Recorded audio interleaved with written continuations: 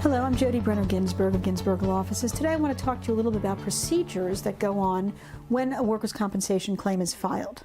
The claim is filed. The employer-insurer is either going to pick it up and accept it, or they're going to deny it. Or they may pick up parts of it and deny parts of it. If certain things are denied, then next steps would be to ask for a hearing. That puts your case in litigation. And these are things that we do all the time. When we put the case in litigation, we file the proper claim form requesting a hearing, and then we send out discovery, which are written requests for admissions, written interrogatories, and requests for production of documents that are sent to the employer-insurer that they have to answer, and that has to get turned around within 30 days. When we do that, the employer-insurer are going to have their lawyers typically send discovery requests to us that we will work with you on to answer. And usually after those are due, then your deposition is going to be scheduled, whereby the attorney for the other side is going to come in and ask you questions. Of course, we're going to be sitting right there with you, whether it's done in person or Zoom. Now, when we ask for the hearing, a hearing notice is sent out, which puts your case on a calendar that a judge is going to hear your case if we get that to court.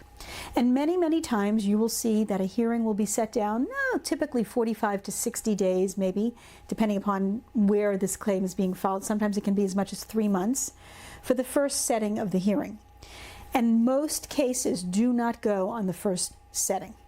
And that is because after the employer-insurer's lawyers take your deposition and ask you all sorts of questions, they're going to then want to explore if you've had a prior motor vehicle accident, if you've been hospitalized previously, and things of that nature, which gives them the right to go and explore that and send out requests for production of documents, which then takes another 30 to 45 days for them to get answers on. And most of the time, they're going to want to postpone that first setting. We are very aggressive in that we understand that the judge typically is going to give them that postponement unless there's not a valid reason for it. But we will request a call with the judge to say, Judge, they could have gotten this information a lot sooner. They could have asked for the deposition a lot sooner. There's a lot of things that the employer-insurer's attorneys do, not in a very fast pace. We tend to move things along and make things happen a lot quicker. So many, many times I will request a call with the judge. The employer-insurer's attorneys don't like it. And I don't care, because I'm there to represent you.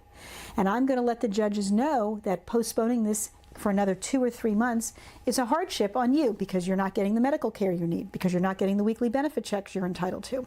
I just did that recently in a case, and my client was supposed to go to court. For 3 months, they had not paid him his TTD benefits. He hired me. They then wanted to get a postponement, and I said, absolutely not. We're not agreeing to another postponement on the next calendar, which would have been another 2 months down the road. We got it reset for 3 weeks down the road. We then put a lot of pressure on them, and in this particular situation, we were able to actually get the case settled out, which allowed my client, quite frankly, to get money that he needed much sooner, and then to explore his medical care as the way he wanted to. So there are ways to press the gas, as I like to say, and move cases along. I cannot wave a magic wand for you, but I'm going to do everything I can to put my foot on the gas for you and move your case along. We understand you're in pain, and we understand in many cases you're not getting your benefits. If you'd like help on this, please give me a call. I'm at 770-351-0801. Thank you. Hi, this is Jodi, and I hope you found this video helpful.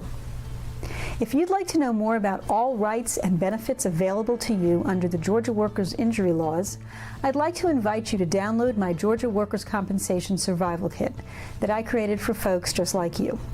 Some of the topics I cover include: can I get fired for filing a work injury claim? 8 critical mistakes to avoid. Is it true that the insurance company will hire a private investigator to follow me around and videotape my activities? What happens when the insurance company is late with my weekly wage payments? 7 specific tactics I recommend to maximize your case settlement value. If you or a loved one needs to maximize your recovery from your Georgia workers' compensation claim, you'll find this survival kit important reading. Download your survival kit right now and at no cost. Just visit my website and sign up. It's that easy. Please act now, and as always, I wish you the best.